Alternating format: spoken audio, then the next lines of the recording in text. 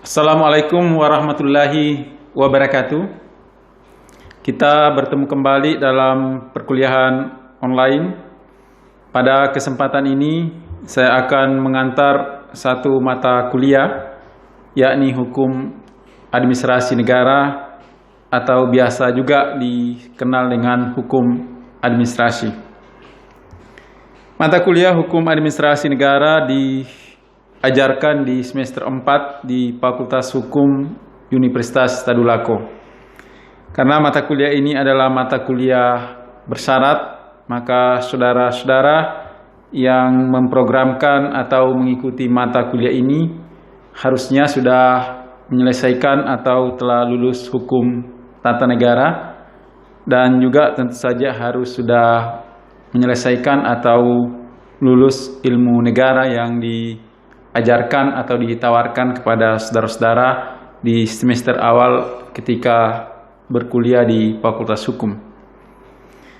Kenapa penting untuk menegaskan kembali bahwa ini adalah mata kuliah bersyarat? Karena agak susah kita memahami konsep dasar hukum administrasi negara kalau kita tidak atau belum mempelajari secara cukup memadai konsep-konsep negara dalam hukum tata negara, dan juga tentu konsep-konsep negara yang masih abstrak yang kita biasa pelajari di ilmu negara.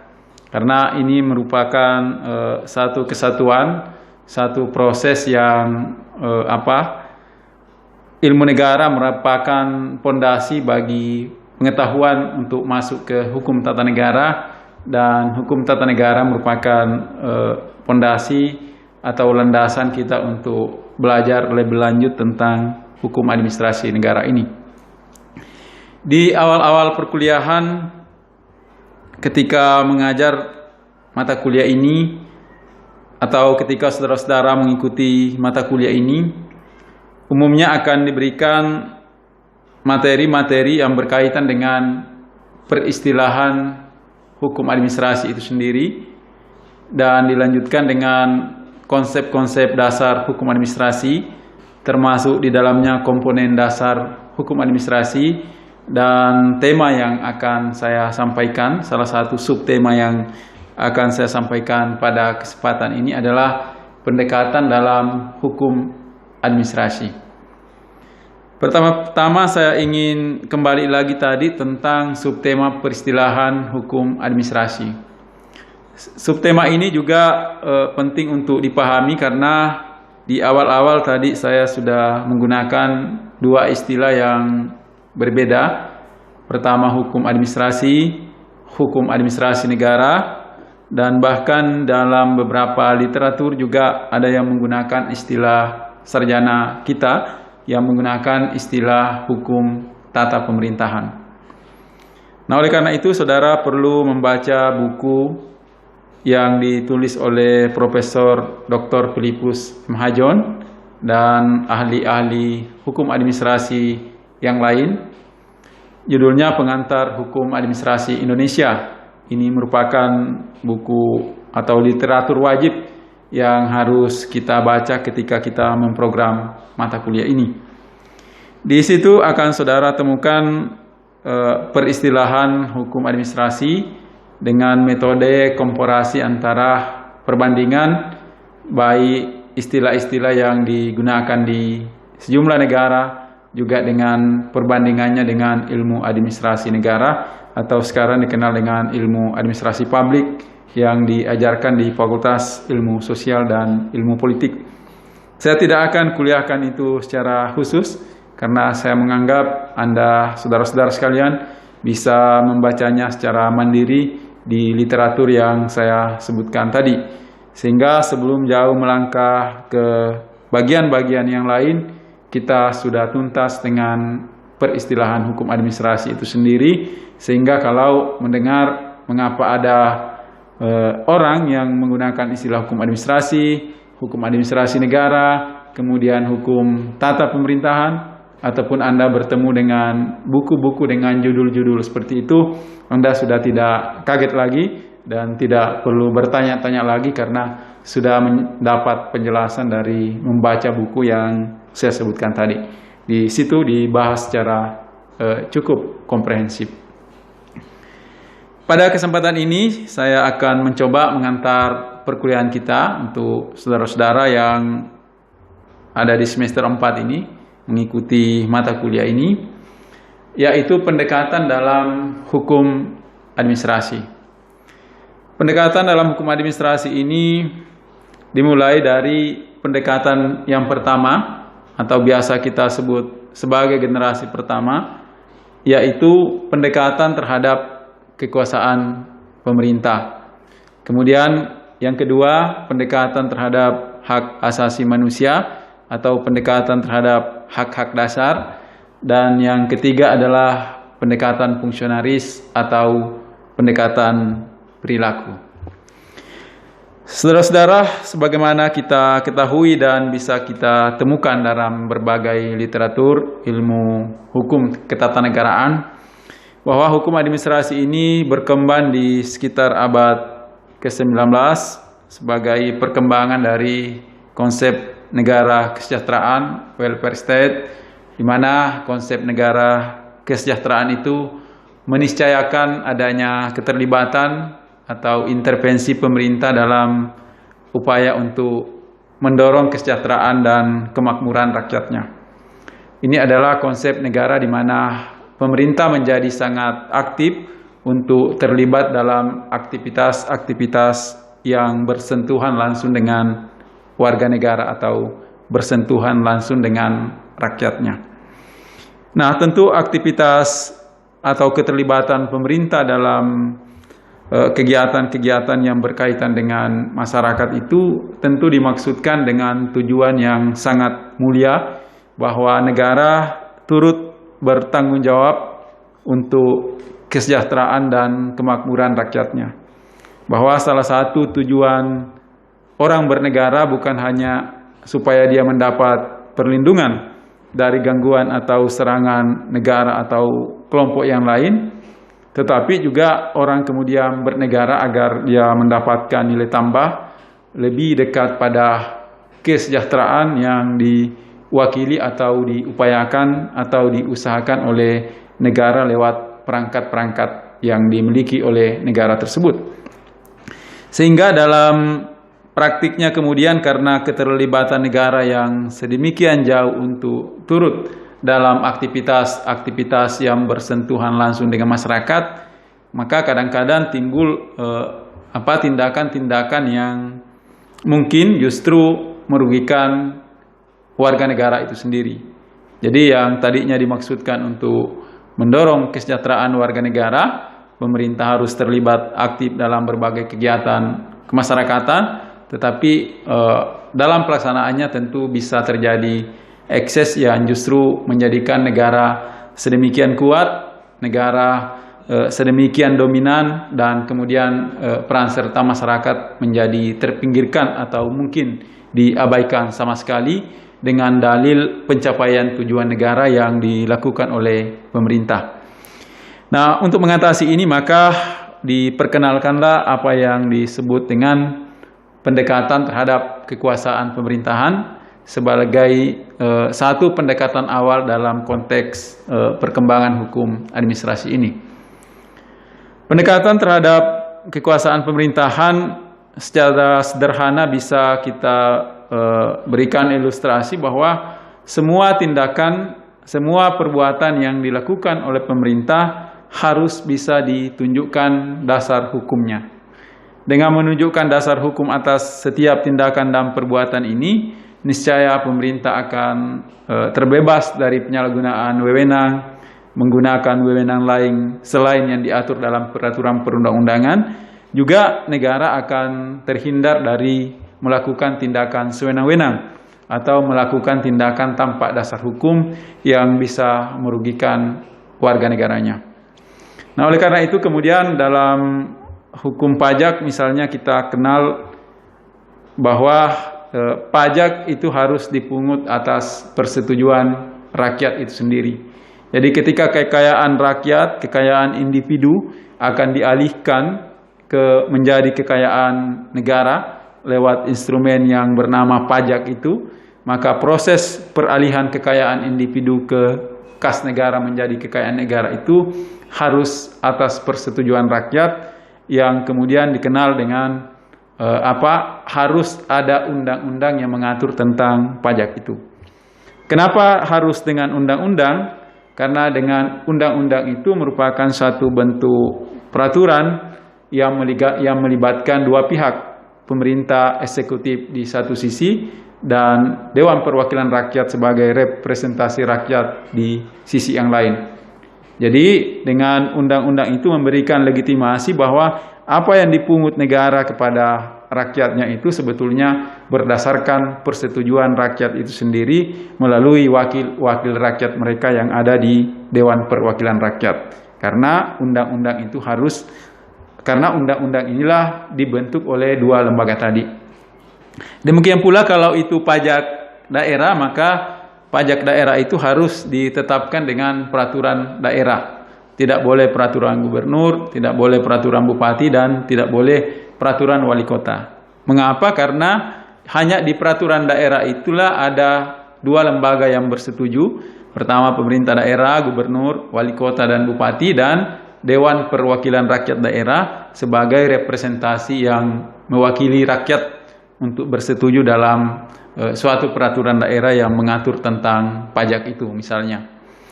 Nah, berarti secara sederhana kita bisa simpulkan di sini bahwa pendekatan terhadap kekuasaan pemerintah itu adalah agar semua tindakan yang dilakukan oleh pemerintah berdasarkan atas hukum, berdasarkan atas peraturan perundang-undangan yang berlaku untuk meminimalisir atau mencegah terjadinya penyalahgunaan wewenang, tindakan sewenang-wenang, dan mungkin juga konsep yang sekarang dikenal dalam Undang-Undang Administrasi Pemerintahan sebagai melampaui wewenang itu.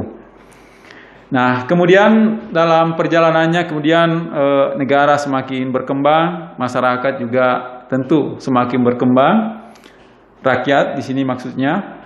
Tentu pendekatan pertama dianggap sudah tidak cukup memadai. Kenapa pendekatan yang pertama dianggap tidak cukup memadai? Karena dalam kompleksitas perkembangan negara ternyata terdapat praktik-praktik di mana negara sudah bertindak atau berbuat berdasarkan satu perundang-undangan yang berlaku, tapi peraturan perundang-undangan yang berlaku itu justru tidak demokratis dan tidak memberikan perlindungan terhadap rakyat dan tidak mengedepankan atau menghargai prinsip-prinsip hak asasi manusia. Kita bisa bayangkan seperti ini atau kita imajinasikan seperti ini. Zaman Orde Baru, Presiden Soeharto berkuasa selama 32 tahun. Tentu kekuasaan Presiden selama 32 tahun itu bukan karena tidak ada peraturan perundang-undangan yang mengaturnya. Justru kekuasaan Presiden yang bisa bertahan sangat lama selama 32 tahun itu justru ditopang oleh Undang-Undang Dasar Negara Republik Indonesia sebagai hukum tertinggi kita. Artinya kekuasaan Presiden yang terlalu lama dan kekuasaan yang terlalu lama itu kemudian menumpuk otoritas sedemikian rupa, dan otoritas itu kemudian semakin melemahkan rakyat dan bisa menimbulkan ekses dan pelanggaran terhadap hak-hak dan perlindungan rakyat. Justru itu bersumber dari peraturan perundang-undangan yang ada. Jadi peraturan pemerintah sudah bertindak atas nama dan berdasar pada suatu peraturan perundang-undangan yang bisa ditunjukkan secara tertulis, tetapi yang bermasalah karena justru peraturan perundang-undangan itulah yang menjadi sumber dari problem yang bisa merugikan kepentingan rakyat.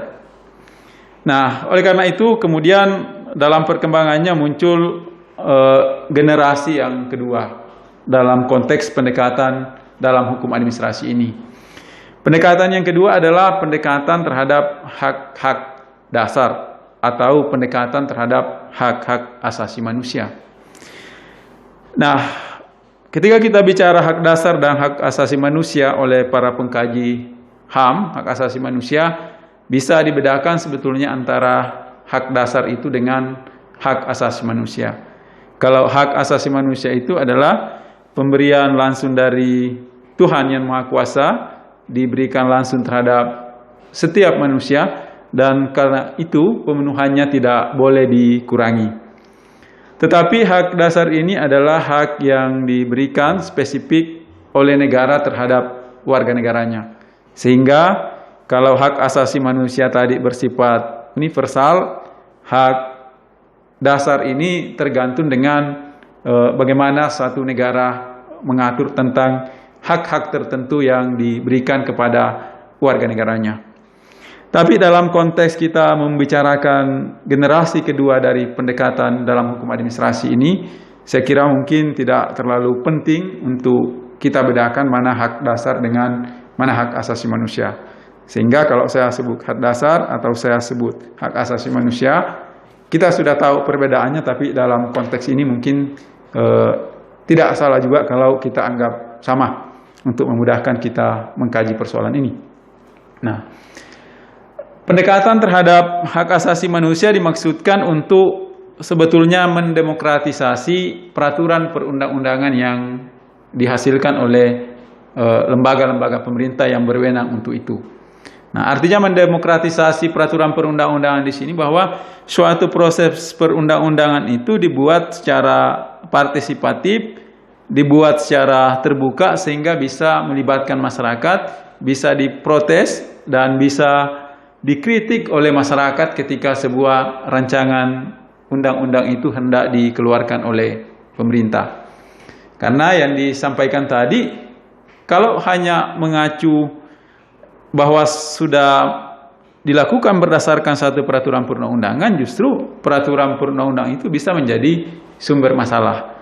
Makanya harus didemokratisasi dengan memberikan perhatian terhadap hak asasi manusia dan hak-hak dasar yang dimiliki oleh setiap warga negara. Misalnya dalam pemilu sudah dikatakan demokratis kalau pemilu itu berlangsung dengan peraturan tertentu. Bahkan kalau pemilu itu sudah menyediakan satu instrumen atau lembaga yang akan memproses kalau terjadi sengketa dalam sebuah proses pemilihan umum. Tetapi tidak berarti bahwa pemilu yang berlangsung dengan satu peraturan perundang-undangan tertentu lengkap dengan upaya-upaya yang bisa dilakukan tidak serta-merta menjamin bahwa undang-undang yang terkait dengan pemilu tadi merupakan undang-undang yang adil, undang-undang yang demokratis, dan undang-undang yang memberikan kesetaraan dan kesederajatan terhadap setiap orang yang terlibat dalam proses itu. Nah, sehingga penting untuk menyusun sebuah peraturan perundang-undangan yang demokratis, yang menjamin adanya perlindungan hukum kepada rakyat, yang menjamin terpenuhinya penegakan hak asasi manusia. Sehingga sebetulnya Indonesia masuk ke fase ini ketika dilakukan amandemen terhadap Undang-Undang Dasar 1945 yang dimulai pada tahun 1999. Kenapa? Karena dengan Undang-Undang Dasar yang lama itu terbukti kita bisa menghasilkan presiden yang bisa berkuasa sangat lama. Karena setelah dipilih satu kali dia bisa dipilih kembali tanpa pembatasan. Dipilih kembali itu seberapa kali dan seberapa lama. Nah, sehingga di amandemen konstitusi kita sebetulnya kita sudah mulai mengadopsi atau mengadaptasi fase perkembangan hukum administrasi yang memberikan penghormatan terhadap prinsip-prinsip HAM itu melalui pembatasan kekuasaan pemerintah, melalui upaya untuk menguatkan posisi Dewan Perwakilan Rakyat sebagai representasi rakyat, dan juga mengadopsi pasal-pasal hak asasi manusia langsung ke dalam konstitusi kita. Sehingga kalau kita baca pasal 28 Undang-Undang Dasar 45 itu murni berisi tentang hak-hak asasi maupun hak-hak dasar yang berlaku secara universal. Itu kita sudah adaptasi di konstitusi kita di pasal 28. Nah, Sehingga kita berharap sebetulnya pasca amandemen Undang-Undang Dasar 45 itu, semua turunannya dalam bentuk undang-undang dan peraturan perundang-undangan di bawah undang-undang, semua sebenarnya sudah harus rohnya bersumber dari konstitusi yang sudah diamandemen, yang juga sudah mengadaptasikan pendekatan hak asasi manusia dalam yang dikenal dalam perkembangan hukum administrasi ini. Nah, kemudian dalam perkembangan selanjutnya perkembangan masyarakat selanjutnya, ternyata dua pendekatan ini juga dinilai atau dirasakan belum cukup. Bahwa pemerintah sudah bertindak berdasarkan satu peraturan perundang-undangan tertulis, dan peraturan perundang-undangan tersebut dibuat secara sangat demokratis, memberikan ruang partisipasi yang luas bagi masyarakat. Tetapi ternyata masih bisa kita temukan bahwa masih banyak atau masyarakat masih bisa dirugikan oleh berlakunya suatu undang-undang tertentu. Nah, ini tidak lain karena pada akhirnya yang akan menjalankan dan melaksanakan atau mengeksekusi konkretisasi dari sebuah peraturan perundang-undangan yang masih bersifat abstrak itu, tidak lain yang melakukan itu adalah aparatur pemerintah. Dan aparatur pemerintah ini adalah tidak lain adalah orang atau person-person yang harus juga ditata dan diatur perilakunya ketika dia melayani. Nah, oleh karena itu berkembang generasi ketiga dalam pendekatan hukum administrasi ini, yaitu pendekatan fungsionaris atau pendekatan perilaku. Asumsi dasarnya adalah bahwa pada akhirnya yang akan menjalankan semua peraturan perundang-undangan tadi yang sudah dikembangkan dari dua pendekatan sebelumnya, pada akhirnya yang akan menjalankan dan melaksanakan itu adalah aparatur pemerintah. Sehingga kalau pendekatan satu dan kedua berisi norma-norma pemerintahan, maka pendekatan ketiga ini mengatur tentang norma perilaku. Nah, sebenarnya norma perilaku ini kita sudah adaptasi di dalam Undang-Undang Nomor 25 Tahun 2009 tentang pelayanan publik. Kalau kita perhatikan, kita baca di pasal 34 Undang-Undang Nomor 25 Tahun 2009 itu, di situ diatur perilaku pelaksana pelayanan publik. Misalnya pelayanan publik itu harus bersikap ramah, bersikap sopan, tidak diskriminatif, harus adil terhadap semua warga negara. Jadi undang-undang kita itu sudah sedemikian maju, tidak hanya mengatur norma pemerintahan, tetapi juga sudah mengatur norma perilaku aparatur negara. Nah, kalau di Belanda, dalam praktik-praktik hukum administrasi di Belanda, dua perilaku aparatur yang sangat dikedepankan adalah perilaku melayani dan perilaku dapat dipercaya. Nah, perilaku melayani itu artinya sikap-sikap pelayan publik yang ada di loket-loket pelayanan publik itu harus betul-betul memberikan pelayanan yang ramah, pelayanan yang patut, dan pelayanan yang sopan terhadap siapapun warga negara yang datang dan berurusan di loket-loket pelayanan publik yang disediakan oleh pemerintah. Nah, yang kedua adalah terpercaya. Artinya bahwa semua informasi yang disampaikan oleh petugas-petugas atau aparatur pemerintah di loket-loket pelayanan publik itu adalah informasi yang bisa diandalkan, informasi yang bisa dipercaya. Nah, inilah yang menjadi fokus dari pendekatan fungsionaris atau pendekatan perilaku sebagai perkembangan generasi ketiga dalam pendekatan terhadap hukum administrasi negara. Nah, artinya kehadiran pendekatan yang ketiga ini tidak menghapuskan pendekatan yang pertama dan pendekatan yang kedua. Tapi di sini pendekatan yang pertama disempurnakan oleh pendekatan yang kedua. Kemudian pendekatan pertama plus pendekatan yang kedua lebih dilengkapi lagi, disempurnakan oleh pendekatan yang ketiga. Sehingga kita melihat undang-undang, berbagai peraturan perundang-undangan yang dibuat setelah reformasi itu, selain mengadaptasi prinsip-prinsip HAM, dilakukan secara lebih demokratis lagi, tetapi juga sudah mulai mengatur dan memasukkan norma-norma perilaku selain norma-norma pemerintahan yang lazim dalam sebuah peraturan perundang-undangan itu. Nah, kemudian dari sini berkembang di Indonesia juga sudah kita kenal ada Ombudsman Republik Indonesia, dan Ombudsman sekarang sudah mempunyai perwakilan di setiap provinsi yang ada di Indonesia. Nah, lembaga Ombudsman ini tugasnya untuk memastikan bahwa pelayanan publik yang dilakukan oleh badan-badan publik di pusat maupun di daerah itu berjalan sesuai dengan standar perilaku dan pedoman-pedoman yang terkait dengan norma-norma perilaku itu tadi.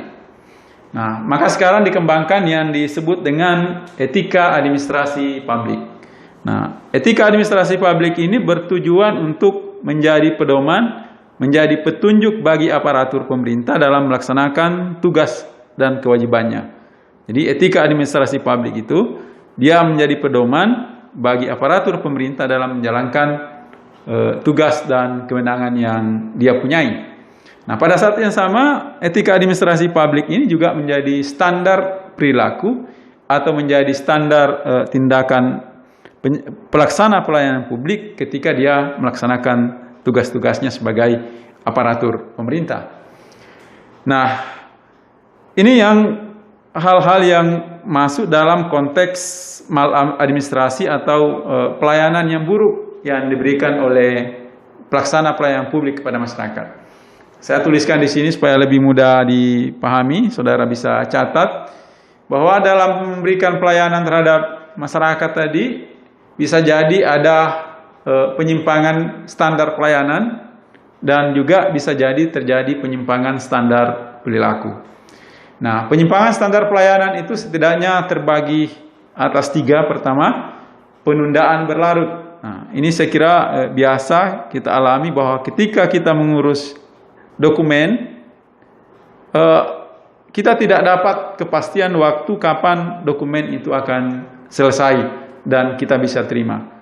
Padahal harusnya dalam standar pelayanan itu sudah ditentukan bahwa untuk dokumen ini selesai 1 jam, selesai 1 hari, selesai 1 minggu, dan seterusnya. Sehingga ada kepastian bagi masyarakat yang berurusan di satu instansi pemerintahan. Tidak harus datang setiap hari, tapi dokumen atau izin atau apa saja yang dia mohonkan di suatu instansi itu tidak selesai-selesai juga. Nah, yang kedua adalah permintaan imbalan. Nah, ini juga merupakan penyimpangan dari standar pelayanan. Kalau kita berurusan di loket-loket pelayanan publik yang diselenggarakan oleh negara, kemudian petugas di sana meminta imbalan yang tidak diatur oleh suatu aturan tertentu, maka itu juga dikategorikan sebagai penyimpangan pelayanan. Dan yang terakhir adalah penyimpangan prosedur. Nah, terkait dengan standar perilaku melahirkan kemudian penyimpangan perilaku. Kalau ada yang tidak standar, perilakunya tidak standar, berarti itu dikategorikan sebagai penyimpangan terhadap standar perilaku. Maka norma perilaku aparatur sekarang itu juga harus mengatur bahwa setiap pelayan publik yang ditugaskan di loket-loket pelayanan publik dan berhadapan langsung dengan masyarakat itu mereka yang harus punya atau memiliki kompetensi. Sehingga masyarakat yang berurusan di sana, di loket-loket pelayanan publik itu, mendapat pelayanan yang baik, mendapat informasi-informasi yang bisa diandalkan terkait dengan apa yang menjadi interest dia, apa yang menjadi kepentingan dia dalam konteks hak dia sebagai warga negara untuk memperoleh pelayanan izin atau pelayanan dokumen yang disiapkan oleh pemerintah. Nah, insya Allah di suatu saat saya akan bahas secara khusus mengapa pelayanan publik yang dilakukan pemerintah itu harus dilaksanakan sedemikian rupa sehingga memberikan kepuasan kepada masyarakat. Nah, ini ada filosofi tersendiri kenapa pelayanan publik itu harus baik. Nah, insya Allah di kuliah berikut akan saya sampaikan secara khusus. Nah, yang kedua, tindakan yang menyimpan dari pelaku itu adalah tindakan yang tidak patut. Nah, mana tindakan yang tidak patut itu? Misalnya kita mendatangi loket-loket pelayanan publik. Kita sudah berada di depan petugas pelayanan itu, tapi justru petugasnya masih main HP, main main game barangkali. Nah, itu semua adalah perilaku atau tindakan tidak patut yang dilakukan oleh pelayan-pelayan publik. Nah, ini masih mungkin jamak kita temui sampai saat ini. Dan yang terakhir masih masuk kategori penyimpangan perilaku kalau pelayan publik itu melakukan diskriminasi terhadap orang yang dilayani. Nah, ini juga mungkin pernah atau biasa kita alami atau kita saksikan ada orang yang sudah 1 hari antri, bahkan dilanjutkan antri besok harinya, tetapi urusannya tidak selesai-selesai. Tapi pada saat yang bersamaan justru ada orang yang datang, kemudian langsung dilayani dan selesai.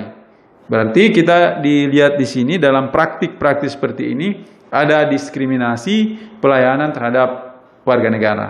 Ini tidak boleh karena ini merupakan penyimpangan terhadap standar perilaku aparatur yang kalau kita kaitkan tadi ini semua harus sudah selesai dengan beberapa peraturan perundang-undangan kita sudah mengadaptasi pendekatan perilaku atau pendekatan fungsionaris dalam dalam hukum administrasi.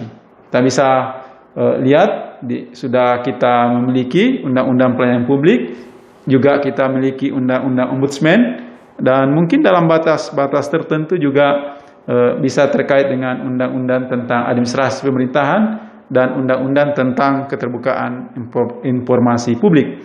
Nah, semua undang-undang yang saya sebut tadi itu merupakan adaptasi kita terhadap pendekatan kedua dan pendekatan ketiga dalam hukum administrasi. Saya kira ini yang bisa saya sampaikan pada kesempatan ini. Saudara-saudara harus mencari literatur yang lain, membacanya secara baik, secara pelan-pelan untuk bisa mengerti apa saja yang ada di literatur itu. Karena kuliah online ini saya kira tidak cukup, ini hanya upaya kita untuk beradaptasi dengan situasi yang memang tidak memungkinkan kita untuk berinteraksi secara langsung di ruang-ruang kelas seperti kuliah-kuliah pada umumnya. Tapi dengan segala keterbatasan melalui kuliah online ini, dengan perkembangan teknologi informasi yang ada sekarang, sumber-sumber belajar semakin terbuka, Anda bisa lebih memperkaya wawasan, memperoleh insight baru dari banyak membaca dan mendownload buku-buku yang sekarang banyak bertebaran di internet. Saya kira itu, saya ucapkan terima kasih. Insya Allah kita akan bertemu dalam kuliah virtual yang lain. Saya akhiri, billahi taufik wal hidayah. Wassalamualaikum warahmatullahi wabarakatuh.